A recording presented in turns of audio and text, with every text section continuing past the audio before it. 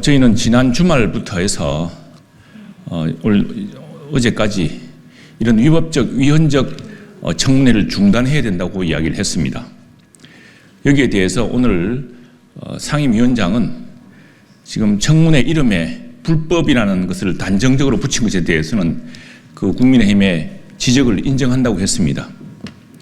그럼에도 불구하고 지금 계속 그와 같은 이름으로 진행하고 있습니다. 까닭은 26일로 예정된 박문진 이사 선임 효력 정지 가처분 시청에 이 국회에서 마치 불법을 전제로 청문회를 하고 국회가 동의한 듯한 모습을 보여서 법원의 결정을 압박하려는 그 시도라고 저희들은 보고 있습니다.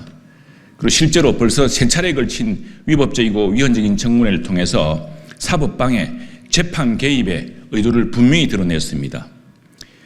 재판정에서만 써야 될 문서가 국회 상임위원장에 나와서 방통위원과 해당 사건의 피고를 급박하는 수단으로 활용되고 있습니다. 이건 중대한 사법방해입니다. 그리고 기본적으로 이 민주당이 문제 삼고 있는 모든 근본적인 원인은 5인 체제여야 될 국회 방송통신위원회가 2인 체제로 운영되어 있다는 점에 대해서 민주당의 탄핵 사유, 민주당의 행정소송 이유가 모두 거기 집중되어 있습니다. 그런데 2인 체제를 만든 사람이 누굽니까? 바로 민주당입니다.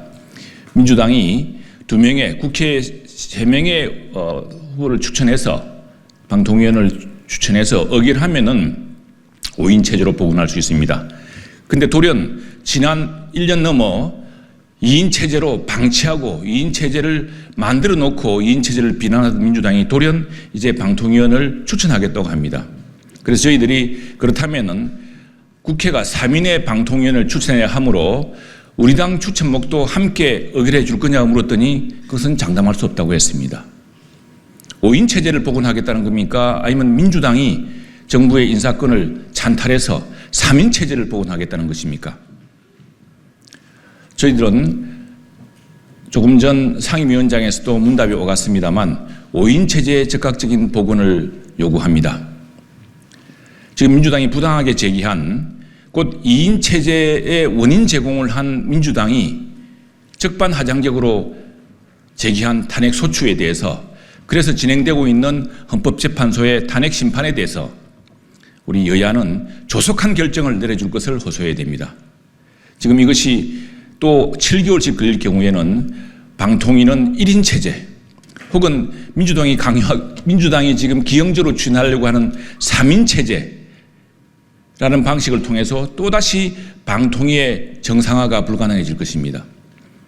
오늘 상임위에서 제가 강조했지만 우리 여당은 5인 체제의 복원을 강력히 요구합니다. 이를 위해서는 현재 민주당이 원인 제공을 하고 적반하장적으로 제기한 탄핵 소추에 대해서 탄핵 심판에 대해서 여야 모두 공히 조속한 종결을 요청하고 그 종결 절차와 함께 국회가 3인을 함께 추천해서 의결함으로써 5인 체제를 복원해야 된다는 것을 다시 한번 밝힙니다.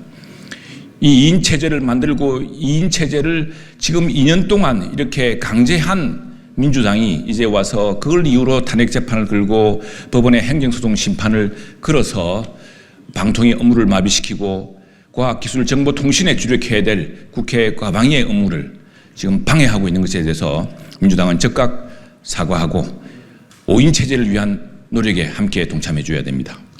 네, 이어서 우리 가방위원님들께서 오늘 상임위에 대해서 말씀하실 부분을 전해드리도록 하겠습니다.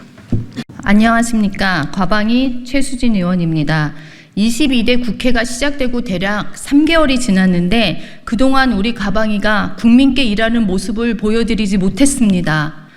여당의 의견이 철저히 무시된 야당이 의사진행과 안건 선정을 통해 방송사법, 탄핵안, 청문회의 일방적인 통과 과정을 보면서 대화와 협치의 모습은 찾아볼 수 없었습니다. 또한 3일간의 인사청문회에 이어 방통위 공직자와 증인들을 차수 변경까지 해가며 심야 시간까지 반강제로 청문회를 진행하면서 많은 언론의 지탄을 받기도 했습니다. 이미 범죄자들에 대한 밤샘 심야 조사도 폐지되었는데 국회가 밤새 청문회를 통해 방통위 공직자와 증인들에게 무소불위의 특권을 행사하는 행위는 근절되어야 할 것입니다. 특히나 지난 8월 14일에는 서울행정법원에 계류 중인 가처분 사건의 미공개 답변서를 통해 방통위 직원들을 압박하는 일도 하였습니다.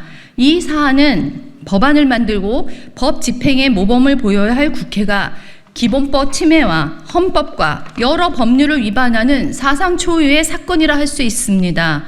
변론권은 헌법과 형사소송법 등에 의해 보호받을 권리입니다. 누구든지 정당한 법적 절차에 따라 공정한 재판을 받을 권리가 있습니다. 정식 재판이 실시되기 이전에 답변서를 국회와 언론에 공개하고 재판 당사자들에게 부당한 압력을 행사하는 행위는 명백한 사법 방해 행위입니다.